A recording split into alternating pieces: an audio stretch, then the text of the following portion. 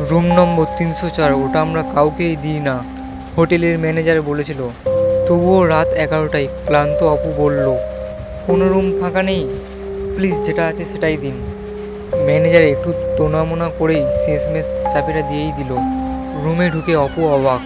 ঘরটা অদ্ভুত ঠান্ডা, দেয়ালে প্রাচীন ছবি, ঘড়িটা যেন থেমে আছে।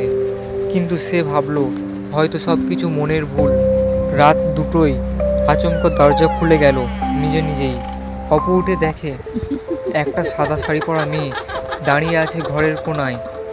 মুখটা স্পষ্ট না, শুধু চোখ দুটো কঠোরের মতো কালো। অপু বলতে চাইল, কে তুমি, কিন্তু গলা থেকে কোনো শব্দই বার হলো না। হঠাৎ ঘরের আলো বন্ধ হয়ে গেল, আর একটা শীতল নিঃশ্বাস গলা বরাবর ছুঁয়ে গেল।